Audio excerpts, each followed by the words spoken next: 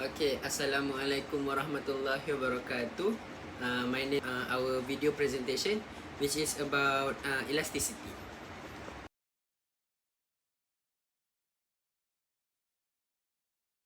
Assalamualaikum warahmatullahi wabarakatuh. My name is Muhammad Ilmi bin Mahbub, ID BMF2211004. So today I will continue my presentation with topic elasticity. So I will answer question number 1. Question number 1. If Emma initial price was 50 and she sold 150 items, then she would make 7,500. Emma increased her price to 60, which caused the demand to decrease to 100 items a month. Then she would make 6,000, where she to reduce her initial price 40. Then she would increase her quantity demand 180 items a month by increasing the cost her customer were unable to afford as many items. By decreasing the cost, more customer were able to afford more of your items. So for a formula, ED equal QD minus QD per QD times P per P minus P. So for the question number 1, based your calculation whether the demand for this item is price elastic or elastic. For I2 Roman, explain the implication of the price elasticity for Emma Boutique in terms of pricing strategy of revenue generation. So my answer number 1 is I calculate ED equal 100 minus 150 per 150 times 50 per 60 minus 50. So I answer this question, I calculation and I get answer ED equal negative 0.33 times 5. So I get answer equal negative 1.67. So the final calculation is ED equal 1.67.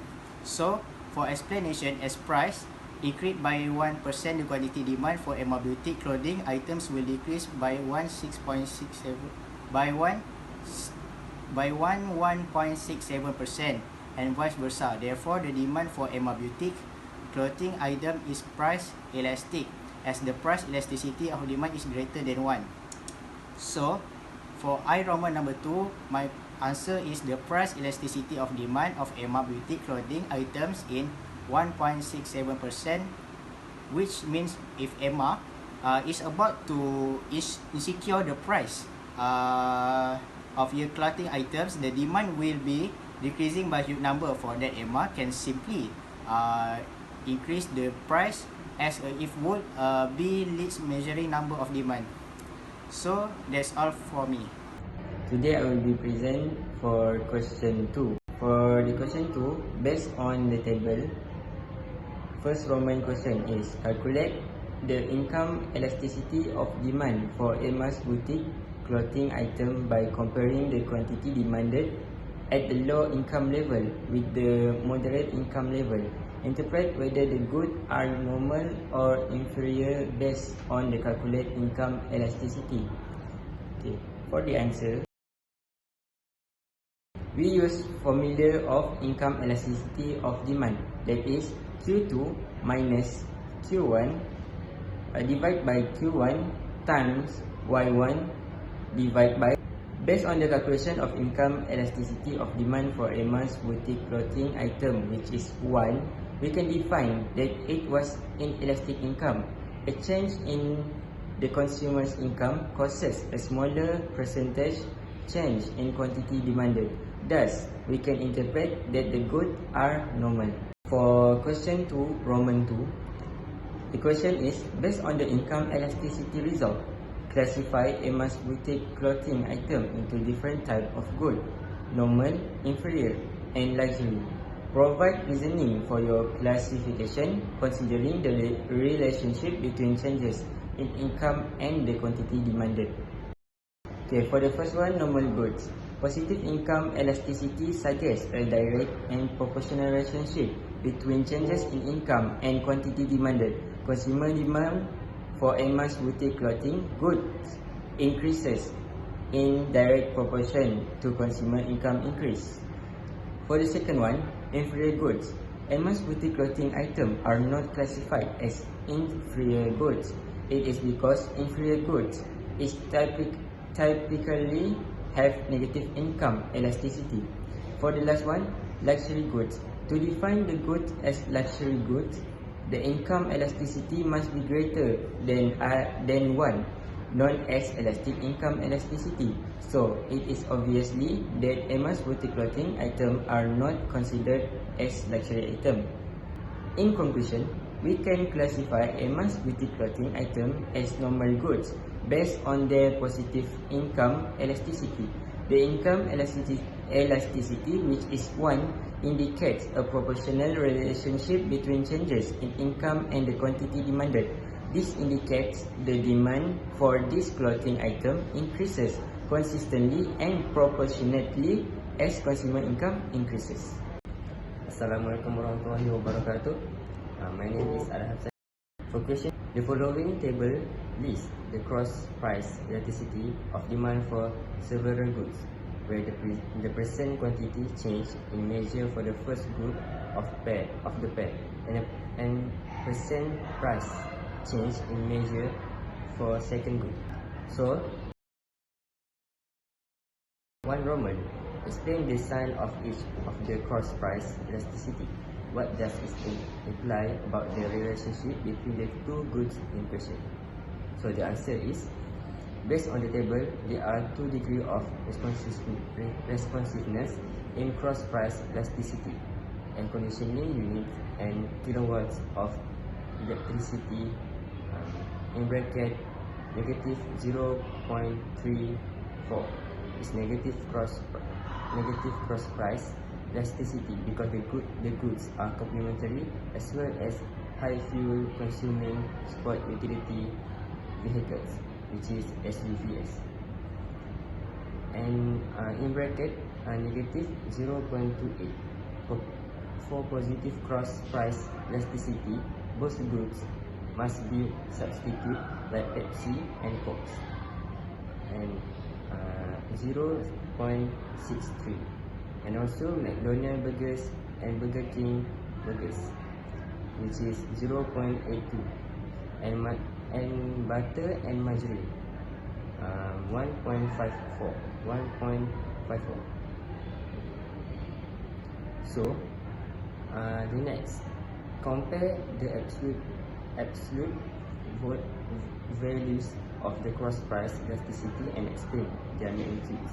For example, what is the cross price elasticity of McDonald's burgers and Burger King's burgers less than the cross price elasticity for butter and margarine? So the answer is, the first one is substitutability.